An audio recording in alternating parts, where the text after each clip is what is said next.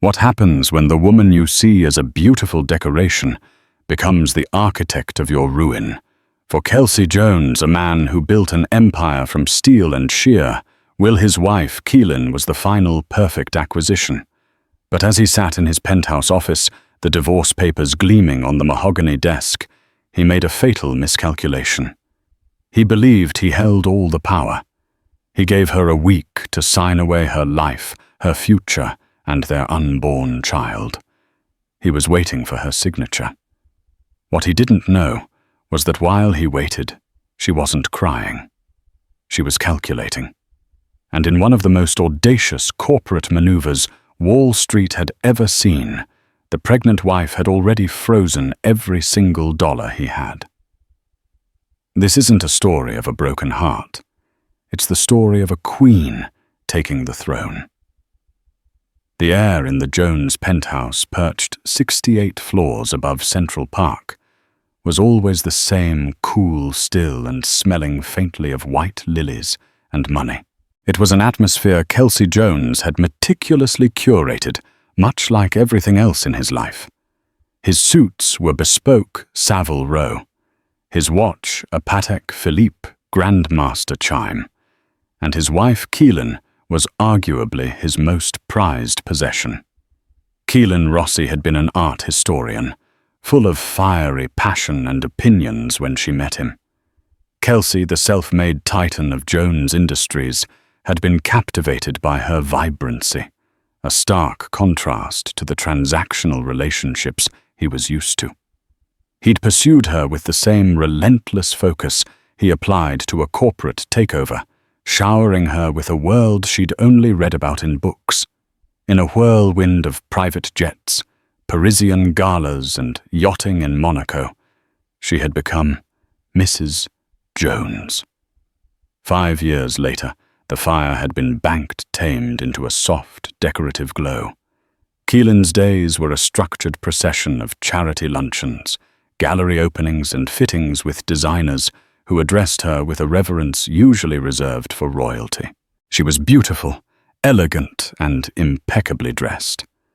To the outside world, she was the enviable wife of a billionaire. To Kelsey, she had become part of the penthouse's luxurious furniture, beautiful to look at, comfortable to have around, but ultimately an object. The shift had been gradual. At first, his late nights were closing the Helios deal. The frantic calls were investor emergencies. His increasing distance was the pressure of the empire. Keelin, wanting to be the supportive wife, had accepted it. She'd pour him a Macallan 30 when he came home at 2 a.m., the scent of an unfamiliar perfume clinging faintly to his collar, and would tell herself she was imagining it. But the signs were becoming impossible to ignore. There was a name that kept appearing in hushed phone calls: Chloe. Chloe Vance, a ruthlessly ambitious VP in his marketing department, with a social media presence as sharp and curated as her ambition. Keelin had seen her once at a company gala, a woman with predator's eyes and a smile that didn't reach them. The final brutal confirmation came not from a lipstick stain or a stray text, but from a jeweler's receipt. It had fallen from his briefcase, a private purchase from Cartier for a viper necklace. A piece she had admired months ago, but Kelsey had dismissed as too aggressive. The recipient on the discreet gift receipt, however, wasn't I, Jones. It was C. Vance. The delivery address was a luxury condo in Tribeca, one she now knew Kelsey's private holding company had purchased 3 months prior. That evening, Keelin waited. She didn't prepare his drink. She didn't busy herself with a book in the library. She sat on the cream-colored sofa in the main living area, the skyline of Manhattan glittering behind her like a cold, indifferent audience. The receipt lay on the glass coffee table. Kelsey walked in just after midnight, shrugging off his coat. "Long day," he grunted, loosening his tie, not truly looking at her. "The Helios deal is in its final phase. Utterly draining." "I'm sure it is," Keelin said, her voice unnervingly calm. He finally stopped and looked at her. He saw the receipt, and for a fraction of a second, a flicker of annoyance, not guilt, but annoyance, crossed his face. The mask of the patient husband slipped, revealing the ruthless CEO beneath.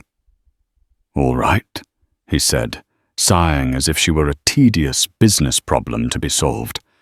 He walked to the bar, poured his own scotch, and downed it in one go. "Let's not make this more dramatic than it needs to be."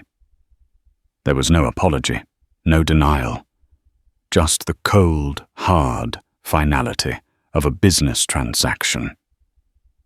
"Her name is Chloe," he stated, not as a confession but as a fact. "It's been going on for a while. These things happen, Keelin." Keelin felt a strange, icy calm spread through her veins. The heartbreak was there, a deep physical ache in her chest, but it was being rapidly overtaken by a chilling clarity. This man, the man she had loved, the father of the child growing inside her, was looking at her as if she were a line item on a balance sheet that was no longer profitable. "I see," she said, her voice a whisper. "And the baby?" She hadn't told him yet. She had been waiting for the perfect moment, a quiet dinner, a weekend in the Hamptons, a romantic, shared joy. The irony was so bitter, it tasted like acid. Kelsey froze the glass halfway to the bar. "The what?" "I'm pregnant, Kelsey. 12 weeks. The silence in the room became absolute. The city hummed and twinkled below, oblivious. Kelsey stared at her. His mind, she could see, not processing the news of a child, but recalibrating a negotiation. He saw a complication, a liability. His face hardened. "That is unfortunate timing." He walked over to his briefcase, pulled out a sleek leather portfolio, and placed it on the coffee table next to the Cartier receipt. He nudged it towards her. "This is a divorce agreement," he said, his voice devoid of all emotion. "It was drawn up by my legal team last month. It's generous, extremely generous under the circumstances." Her hands trembled as she opened it. The legalese was dense, but the numbers were stark. A one-time payment of $10 million. The deed to a small apartment in Belgravia, London. She was to relinquish all claims to Jones Industries, to their homes, their assets, and to sign a comprehensive non-disclosure agreement that would gag her for life. It was a golden severance package. To him it was a fortune. To a man worth an estimated $27 billion, it was less than a rounding error. It was an insult. Tucked inside was a separate document, a termination of parental rights agreement for him to sign after the birth, paired with a trust for the child.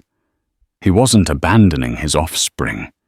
He was quarantining it, ensuring it would never be a threat to his pristine, uncomplicated new life with Chloe.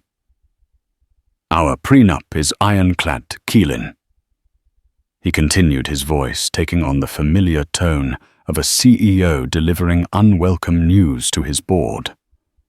"My lawyers Thorne and Lynch are the best. They've assured me it's unassailable. This offer is a courtesy to keep things clean and quiet." He looked at his watch. "I have an early flight to Geneva to finalize the Helios funding. I'll be back Friday. I expect you to have signed this by then. A courier will come for it at noon. Be smart about this, Keelin. Don't fight it. You won't win." He turned and walked towards the master suite, leaving her alone with the documents that represented the complete dissolution of her life. He didn't look back. He had closed the deal. Keelin stared at the papers, at the cold clinical signature line waiting for her. He thought he was giving her a week to mourn, to pack, to accept her fate. He thought he was being generous. But in his arrogance, Kelsey Jones had forgotten who she was before she met him. He had forgotten the fire, and he had no idea that a week was more than enough time for a woman with nothing left to lose to burn his entire world to the ground. The Queen had been checkmated, but the game was far from over. For the first 24 hours, Keelin did exactly what Kelsey expected her to do. She shattered. The icy calm evaporated, leaving behind a raw, keening grief that shook the penthouse to its sterile foundations. She cried until her eyes were swollen shut, the vast, empty apartment amplifying her sobs. She wandered from room to room, touching the cold marble, the soulless sculptures, the artifacts of a life that had been a beautiful hollow lie. The $10 million offer wasn't a settlement. It was a price tag. The price of 5 years of her life, her love, her body, and the child she now carried alone. By dawn on the second day, the tears had dried up, replaced by a cold, hard knot of fury in her stomach. It was a fury so pure and so potent, it felt like a power source. Kelsey had called her an unfortunate complication. He had tried to purchase her silence and her child's future with pocket change.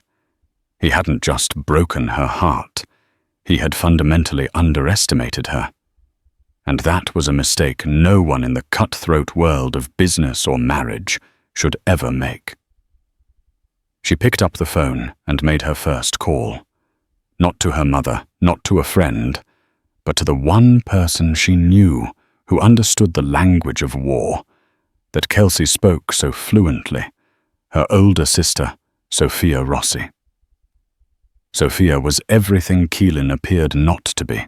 A senior partner at a prestigious international law firm in London, Sophia was pragmatic, sharp-tongued, and had a mind like a steel trap.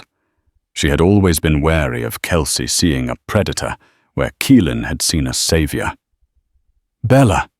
Sophia's voice was crisp even through the transatlantic cable. "It's 3 in the morning here. Is everything all right?" "He's divorcing me," Keelin said, her voice flat, devoid of the tears from the night before. She explained everything: the affair with Chloe Vance, the pre-signed papers, the insulting offer, and the pregnancy. There was a moment of silence on the line, and then Sophia spoke, her voice laced with a cold anger that mirrored Keelin's own. "That son of a bitch." Okay, Bella. Listen to me. Do not sign anything. Do not speak to him. Do not respond to his lawyers. Do not pack a single bag. That penthouse is your home. You are a pregnant woman being abandoned by your husband. In the eyes of any court, you are in a position of power no matter what his ironclad prenup says. He said it's unassailable, Keelin whispered, the fear creeping back in. Nothing is unassailable, Sophia snapped, especially when a billionaire is about to close the biggest deal of his life. Where is he now? Geneva, finalizing the Helios funding.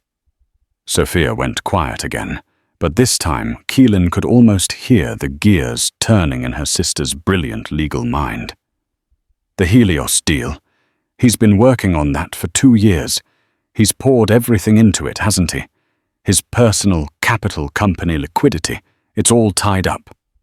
Yes, Keelin said, a flicker of understanding beginning to dawn. He said it's his legacy. Good, Sophia said, a predatory smile in her voice. Legacies are fragile. Now you need a lawyer, not a divorce lawyer. You need a shark, a corporate litigator who eats men like Kelsey Jones for breakfast. There's only one person in New York I would trust with this. Her name is Evelyn Reed. She's a legend. I'm going to call her and tell her to expect you. And Bella. Yes. Welcome back, Sophia said softly. I've missed you. Hanging up, Keelin felt the last vestiges of the helpless victim fall away. She was no longer Keelin Jones, the trophy wife. She was Keelin Rossi, and she was going to war.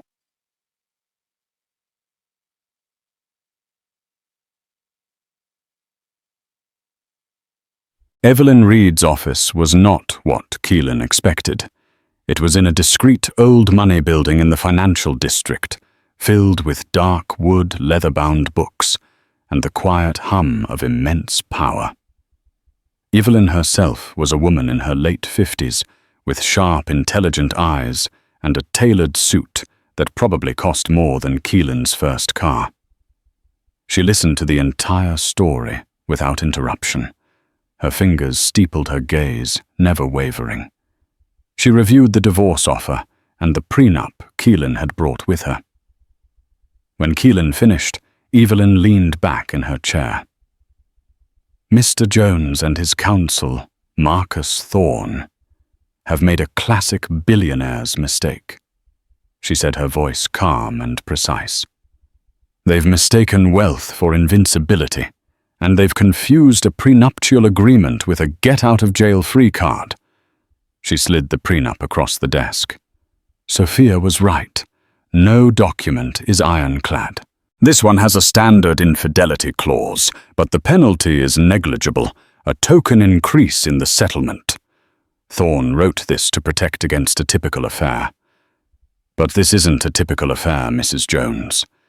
This is a pattern of behavior that, combined with his actions, now constitutes extreme emotional distress and marital abandonment, especially given your condition. But even that is a small hammer. Evelyn leaned forward, her eyes glinting. We're not going to use a small hammer. We're going to use a tactical nuclear weapon. She turned her computer monitor towards Keelin. On the screen was a detailed financial news report about the Helios initiative. It was a massive multi-billion-dollar green energy project that Kelsey was staking his entire company's future on. The deal is set to be finalized and funded by a consortium of Swiss and German banks on Friday, Evelyn explained. To secure this, Mr. Jones has leveraged a significant portion of his personal assets and Jones Industries' liquid capital as collateral. He's cash poor at this exact moment, but on the verge of becoming wealthier than ever. He is, for lack of a better term, financially exposed. What does that mean? Keelin asked. It means he's vulnerable. We are going to file an emergency petition with the family court. We will allege that Mr. Jones is about to enter into a high-risk financial venture and is attempting to fraudulently shield marital assets, the assets of your shared life, and your unborn child's legacy prior to a divorce settlement. We will request an immediate temporary freeze on all his personal and primary corporate accounts pending a full financial disclosure. Keelin felt a jolt of fear and excitement. Can we do that? He has presented you with divorce papers. He has a long-term mistress installed in a property his company owns. You are pregnant with his heir, and he is hours away from moving billions of dollars of what is for now still marital property into a new complex international structure. I can't think of a better case for an emergency injunction, Evelyn stated coolly. He thinks he's in control of the timeline. We are going to take that timeline away from him. The plan required one more element. They needed to know everything. Not just about Kelsey's finances, but about Chloe Vance. Evelyn made a call. An hour later, a man named Arthur Finch arrived. He was unassuming, dressed in a simple tweed jacket, and had the air of a history professor. He was, as Evelyn explained, the best private investigator in the city. Mrs. Jones, Finch said with a polite nod. Evelyn has briefed me. I need everything you know. Schedules, habits, passwords, anything. The smallest detail can unravel the largest lie. For the next few hours, Keelin became a forensic accountant of her own marriage.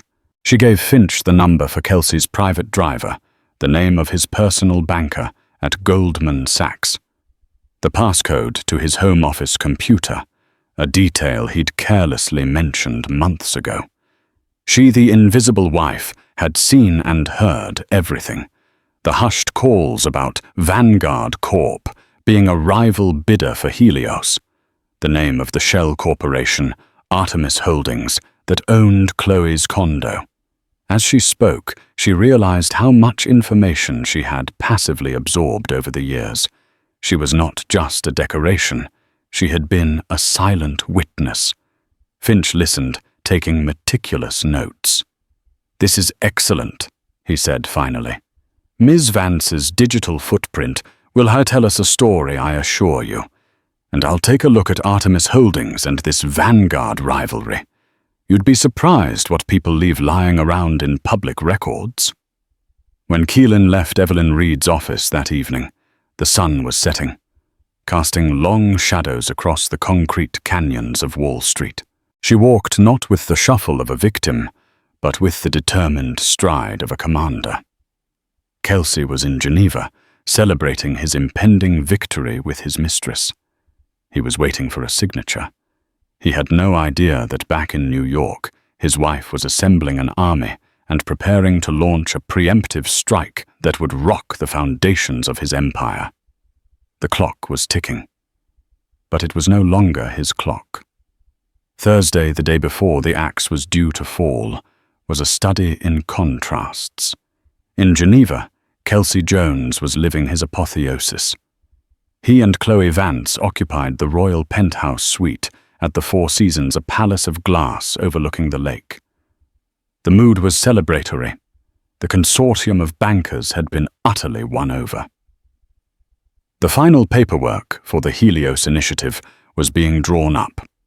By noon on Friday, the funds would be transferred, and Jones Industries would ascend to a new global echelon. Chloe, draped in silk and wearing the Cartier Viper necklace, was a vision of victory. "I told you they'd be putty in your hands, Kelsey," she purred, clinking her champagne flute against his. "They see what I see. A king." Kelsey smiled, a genuine, rare smile of pure triumph. Thorne called. The package was delivered to Keelin. "The courier is scheduled for noon tomorrow. It will all be clean. A new empire, a new life." He looked at Chloe, his partner in this new world.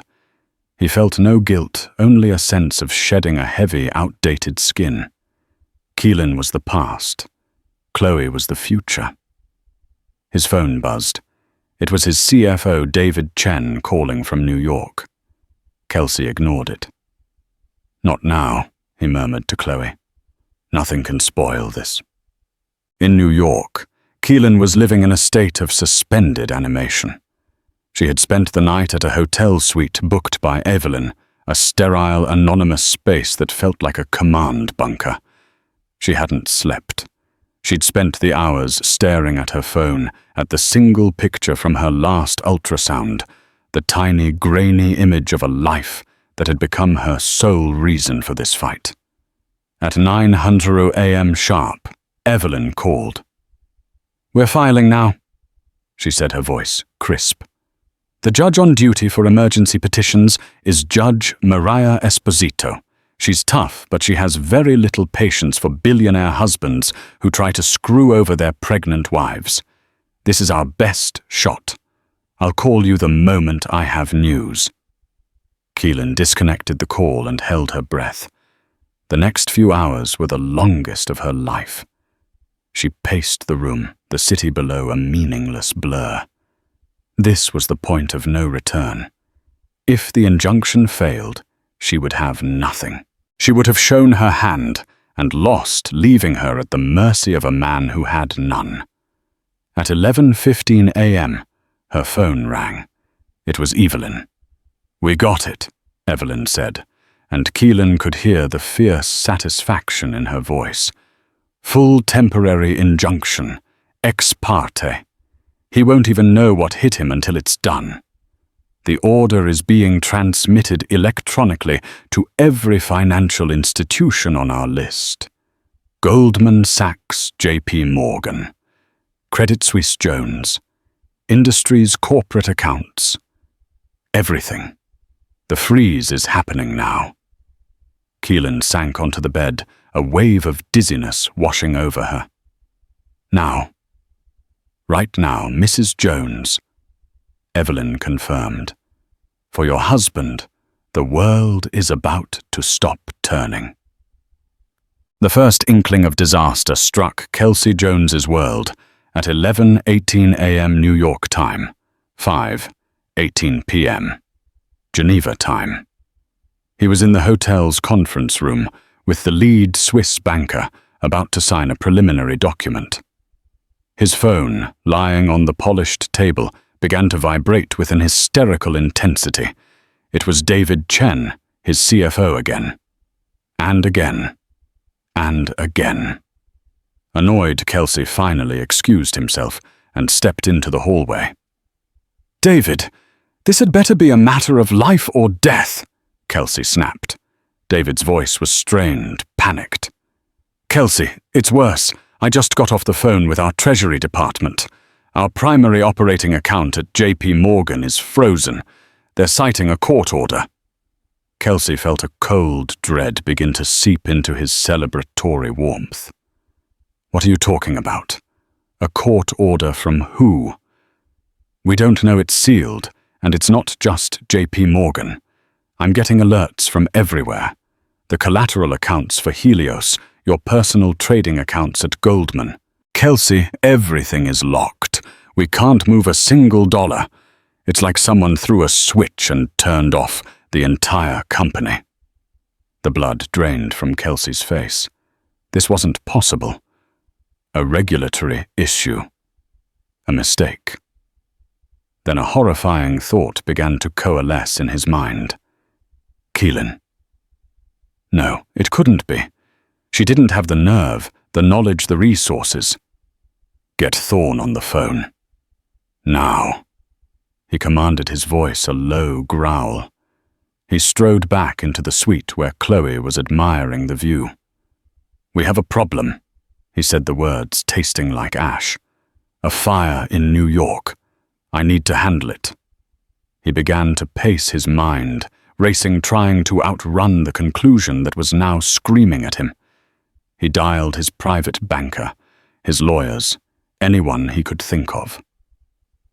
The answer was the same everywhere. A court order, a complete asset restraint. Number SC-701, issued by the Supreme Court of New York Family Division. Family Division. The cold dread became a glacial certainty. It was her. He snatched his phone and dialed Keelin's number. It went straight to voicemail. He dialed again. Voicemail. And again. The serene, recorded voice of his wife, a voice he hadn't truly listened to in years, was now a monument to his own spectacular failure of judgment. His lawyer, Marcus Thorne, finally called back, his voice grim.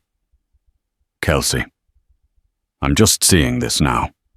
My office was served 10 minutes ago. She filed an emergency petition. She's claiming marital abandonment, fraudulent conveyance of assets. She's contesting the prenup. The judge granted her an ex parte injunction. It's a goddamn masterstroke of legal terrorism." "Undo it," Kelsey roared, slamming his fist on a marble table, making Chloe jump. "You're my lawyer, fix it." "It's not that simple," Thorne shot back. "This is an emergency order. It'll take days, maybe weeks to get a hearing to appeal it. And by then, Kelsey, the Helios funding. The consortium's deadline is tomorrow." The reality of it hit Kelsey with the force of a physical blow. The deal of his lifetime, his legacy, was predicated on his ability to move capital. Without access to his funds, the deal was dead. Keelin hadn't just inconvenienced him. She had aimed a missile at the heart of his empire and fired. He ended the call, his breathing ragged. He looked at Chloe, at her beautiful, confused face, the viper necklace suddenly looking garish and cheap. She was a symptom of his arrogance, and he was now paying the price. He dialed Keelin's number one more time, a primal fury building inside him. This time she answered. Her voice was not the voice of the weeping woman he had left behind. It was calm, cool, and carried the timbre of absolute control. "Hello, Kelsey." "What have you done?" he snarled, his voice a venomous whisper. "I believe the legal term is securing the marital estate pending an equitable distribution," she replied, a touch of ice in her tone. "Your lawyers can explain it to you. You've destroyed everything. The Helios deal is going to collapse." "That does sound like an unfortunate complication," she said, throwing his own callous words back at him. The blow was so precise, so surgical, it took his breath away. "I will bury you for this, Keelin," he seethed. "I will spend every last dollar I have to see you get nothing." There was a soft, almost pitying sigh on the other end of the line. "That's the point, Kelsey. You don't have any last dollars to spend. Right now, they're all my dollars. Now, if you'll excuse me, I have the locksmiths here. It's surprising how drafty the penthouse gets when you change the locks. Check your email. My lawyer has sent you our terms for discussion. We'll be in touch." The line went dead. Kelsey stood in the opulent suite, the celebratory champagne going flat on the table, the glittering lights of Geneva, suddenly looking like the fires of his own personal hell. He had waited for her signature, but the pregnant wife, the quiet decoration, had already signed his corporate death warrant, and he had never seen it coming. The fallout was not a gradual decline, it was an implosion. The moment the court order from Judge Esposito rippled through the digital veins of the financial world, Kelsey Jones's name became poison. On the trading floors of Wall Street, the news lit up Bloomberg terminals with a furious red. Analysts who days before had been lauding Kelsey's genius now spoke his name in hushed, speculative tones. On CNBC, their faces grim. The headlines were brutal and relentless. Sterling Industries in freefall as founders' assets, frozen in shock. Divorce battle. Titan in chains. How a prenup dispute put the 8BB Helios initiative on ice. The Sterling scandal sources cite abandonment of pregnant wife. Gross financial mismanagement. Kelsey's humiliating flight back from Geneva was a journey through the 9 circles of his own personal hell. The usual deference from his pilots and crew was replaced by a strained, uncomfortable silence. He sat alone in the plush cabin, the celebratory champagne flutes now mocking artifacts of a victory that had turned to ash in his mouth.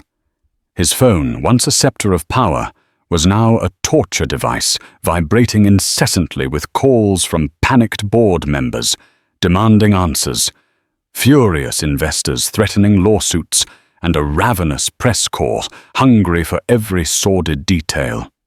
He was a king without a kingdom, locked out of his penthouse and forced to take refuge in a sterile suite at the Carlisle Hotel, a prisoner of his own making. The greatest blow came during a hastily arranged conference call with the Swiss banking consortium. There were no pleasantries. A stern-voiced banker from Zurich, a man who had been fawning over him 48 hours earlier, spoke in cold, formal tones. "Mr. Jones, given the unforeseen legal entanglements and the resulting freeze on the pledged collateral, we are invoking Clause 17B of our preliminary agreement regarding a material adverse change. The consortium is officially terminating its commitment to the Helios initiative, effective immediately." Kelsey listened, his hand gripping his phone so tightly he thought the plastic might crack.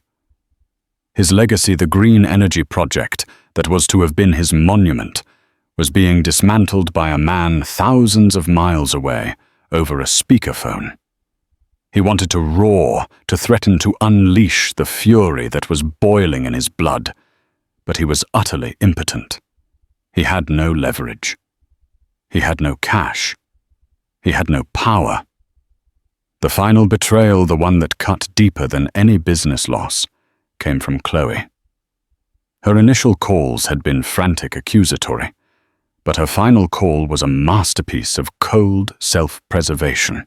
"I can't do this, Kelsey," she said, her voice devoid of the breathy affection he was used to. It was sharp like shattered glass. "My name, my brand is being dragged through the mud with yours. This messy domestic drama of yours is toxic. I've been advised by my publicist to distance myself completely." "Distance yourself," Kelsey choked out, incredulous. "Chloe, I did this for us."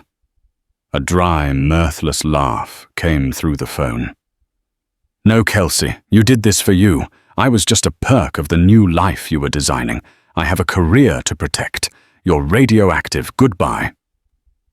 The line went dead. He later learned from his security detail that she had cleared out the Tribeca condo within hours. The viper necklace, the symbol of his betrayal, was gone with her. He had torched his marriage and risked his empire for a woman whose loyalty was worth less than the silk sheets she'd slept on. Humiliated, abandoned, and financially paralyzed, Kelsey Jones had no moves left. He could either watch his company be torn apart by lawsuits and a board revolt, or he could walk into the lion's den and beg for a truce.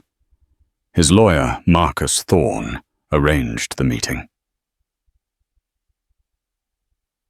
The offices of Reed & Associates were the antithesis of Jones Tower's gleaming modern hubris. The building was old stone. The lobby was hushed, and the air smelled of lemon oil and old paper. It was the scent of established power, of secrets kept, and battles won long before men like Kelsey Jones had ever made their first million. As he and Thorne rode the wood-paneled elevator up, Kelsey felt a profound sense of dislocation. He was not here to command or dictate. He was a supplicant entering enemy territory. The boardroom was just as intimidating.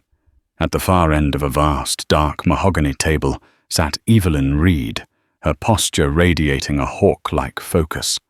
And beside her, bathed in the soft morning light from the window, was Keelin. The sight of her sent a jolt through him.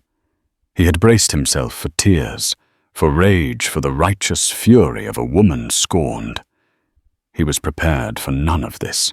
She was dressed in a simple, elegant cashmere dress that gracefully accommodated her now more pronounced pregnancy. Her hair was pulled back.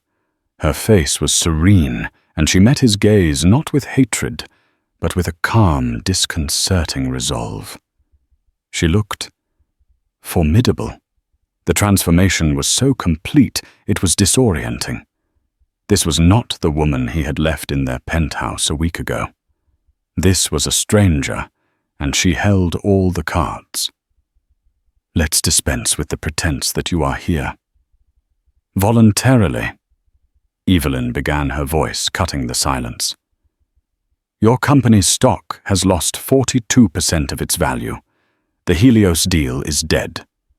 And 3 of your board members have already contacted me through back channels to express their concerns about your leadership. You are not here to negotiate, Kelsey. You are here to surrender." Thorne, attempting to salvage a scrap of dignity, cleared his throat.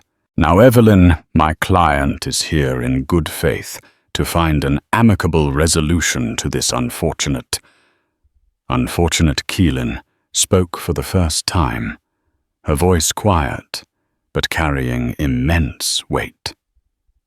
"Unfortunate is misplacing your car keys, Kelsey. Trying to discard your pregnant wife with a gag order and a pittance while you run off with your assistant is not unfortunate. It's a calculated act of cruelty." Kelsey flinched. Her directness was a weapon he hadn't anticipated. My client, Evelyn, interjected smoothly, taking back control, is willing to petition the court to unfreeze enough capital to prevent the immediate insolvency of Jones Industries. But before we even begin to discuss the terms of that charity, there is another matter we must address, a matter of security. Evelyn gestured to an associate who placed a thin blue folder in the center of the table. As you know, we retained the services of an investigator, Mr. Arthur Finch. He is not a typical PI who rifles through trash cans. Mr. Finch is a forensic specialist, a veritable historian of secrets. We initially hired him to document your relationship with Ms. Vance for the purpose of this divorce, but Mr. Finch is exceptionally thorough. He found something else, something far more interesting. She slid the folder across the table. With trembling hands, Kelsey opened it. Inside were not salacious photos, but something far more chilling: copies of encrypted text messages, logs of burner phone calls, and international wire transfer statements. His eyes scanned the pages, a cold dread solidifying in his gut. He saw Chloe's name next to phrases like confirming SI vulnerabilities and final Helios bid specs received. He saw a payment of $500,000 from a numbered account in the Cayman Islands, dated 2 days after he had won the Helios bid. As Kelsey's mind reeled, struggling to process the impossible data before him, Evelyn's voice narrated his ruin with clinical precision. Vanguard Corp was your main rival for Helios, were they not? You beat them by a razor-thin margin, a fact you celebrated. What a coincidence it is then that Chloe Vance's older brother, Michael Vance, is Vanguard's executive VP of strategy. And what a further coincidence that the Cayman Islands account that has been paying Ms. Vance a handsome consulting fee for the past year is wholly owned by a shell corporation registered to Vanguard's parent company. The pieces slammed together in Kelsey's mind with the force of a physical concussion. The near-psychic way Vanguard had countered his every move. The small, helpful suggestions Chloe had made to his presentations. The sudden, inexplicable data leak from his server 3 months ago that he'd dismissed as a technical glitch. She wasn't just your mistress, Mr. Jones, Evelyn said, delivering the killing blow. She was a corporate spy. Your affair wasn't just a personal indiscretion, it was a catastrophic security breach. Vanguard didn't want to outbid you. They wanted you to win. They played on your ego, let you leverage yourself to the breaking point, all so they could either trigger a hostile takeover when your stock inevitably crashed from a scandal, or simply stand by and pick up the shattered pieces of your life's work for pennies on the dollar. Kelsey stared at the folder, his vision blurring. The humiliation was absolute, a black hole consuming everything. It wasn't just that his wife had outmaneuvered him.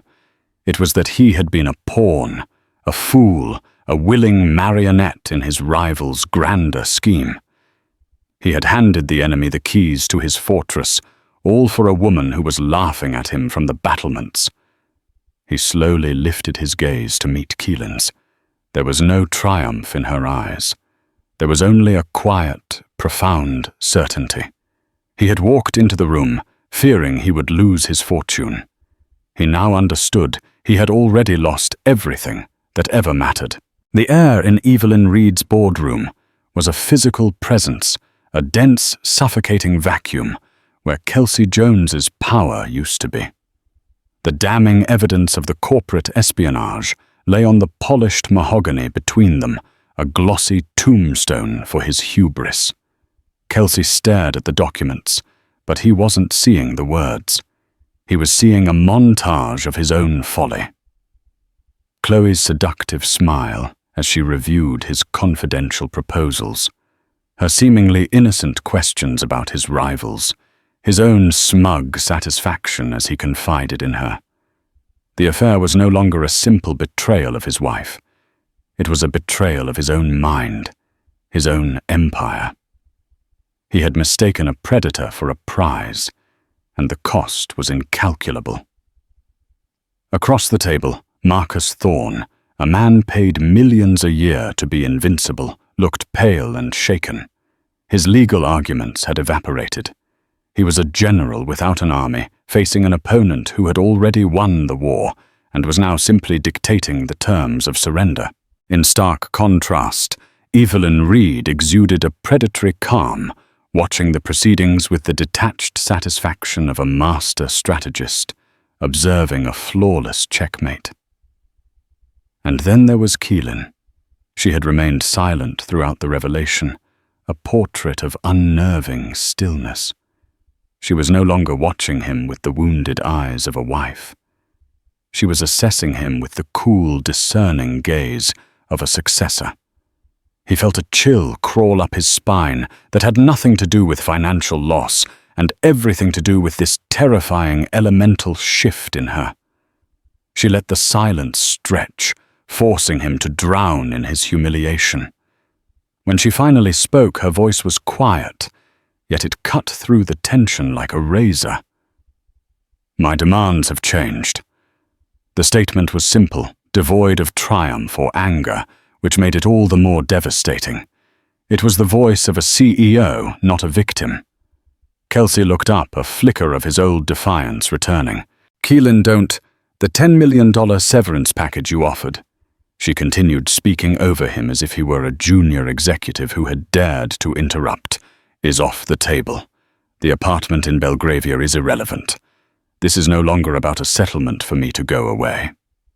Thorne, recovering some of his professional bluster, interjected, "My client is prepared to make a significantly more generous offer, Mrs. Jones.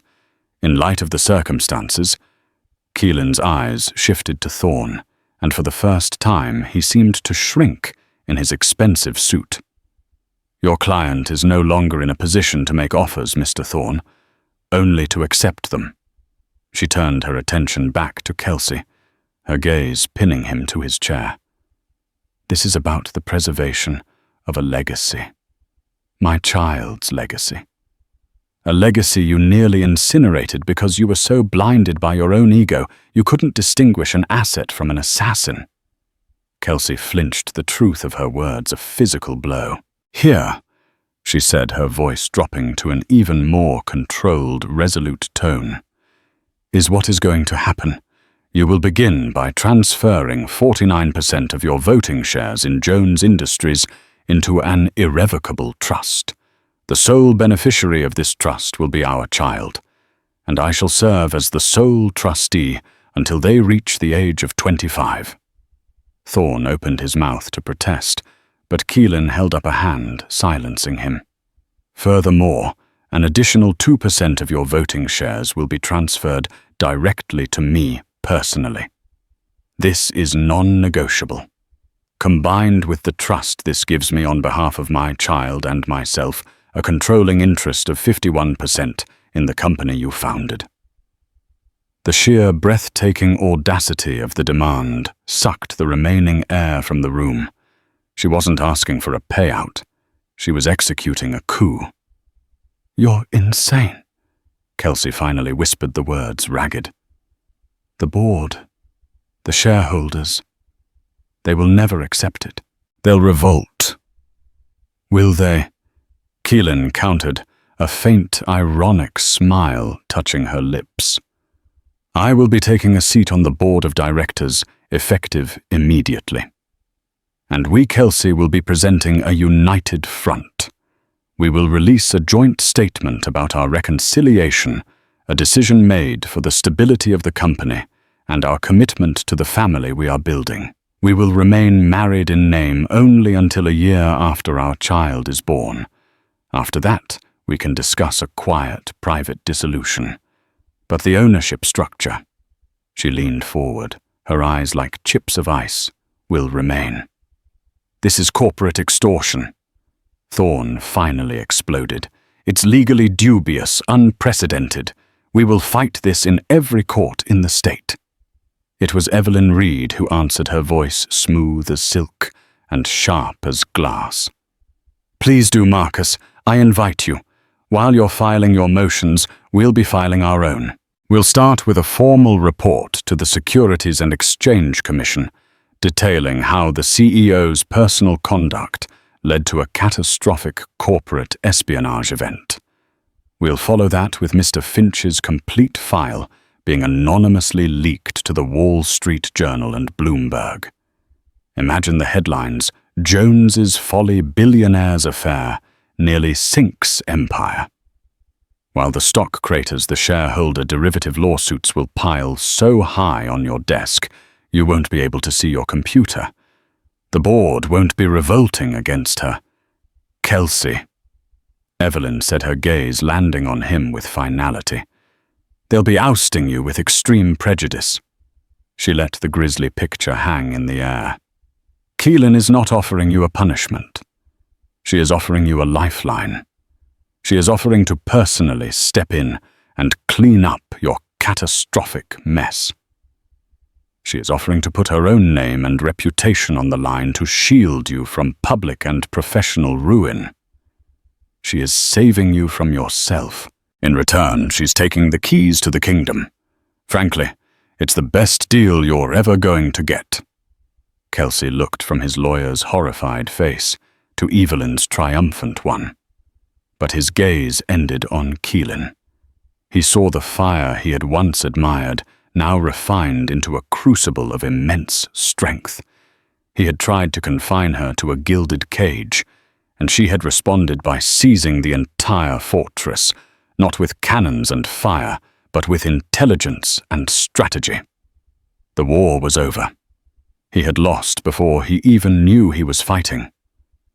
A great, shuddering breath left his body, the last gasp of his absolute power. His shoulders slumped in utter defeat. "Draw up the papers," he said, the words tasting like ash in his mouth. 6 months later, the boardroom of Jones Industries was a different world. The aggressive, monolithic portraits of industry Kelsey had favored were gone, replaced with striking pieces of modern art that were both bold and thoughtful. The energy in the room itself had changed.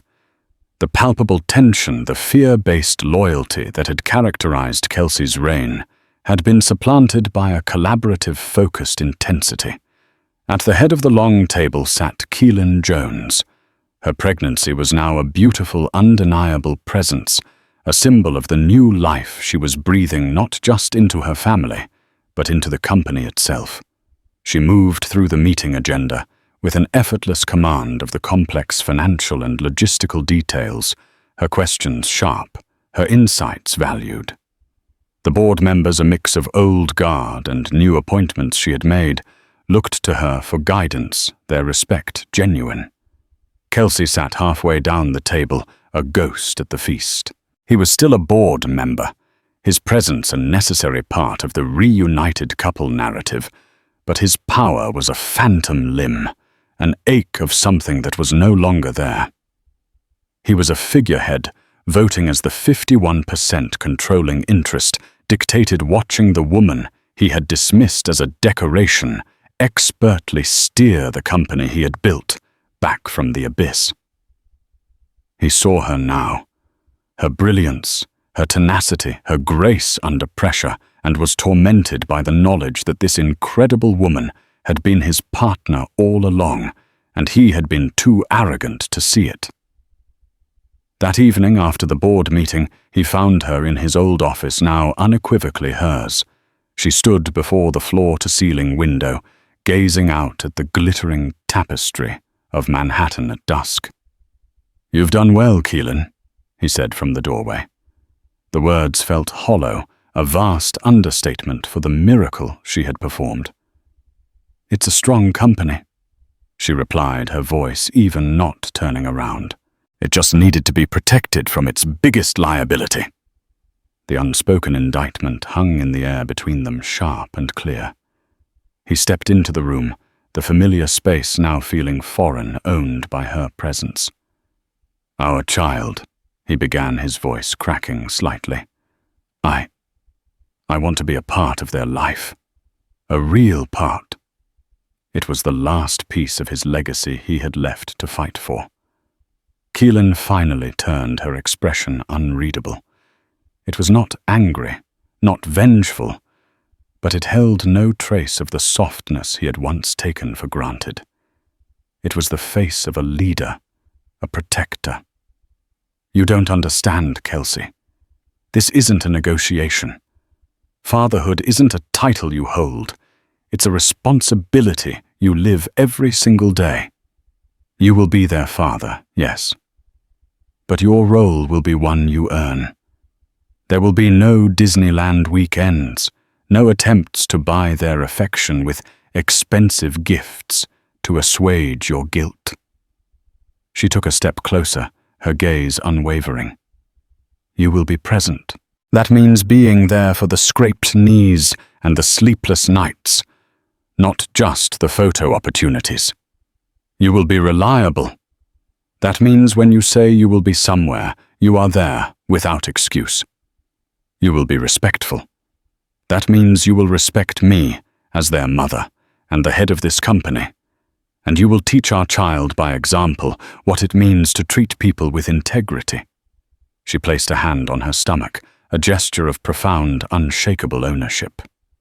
Our child will have a father, but they will be raised in a world built and protected by their mother.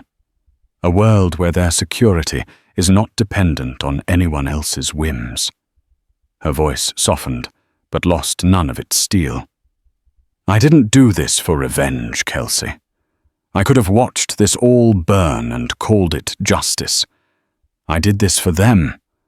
I built these walls so high and made this foundation so strong that no one could ever again make them feel disposable or try to buy their future for $10 million. He stood there, stripped of all his defenses, and finally understood.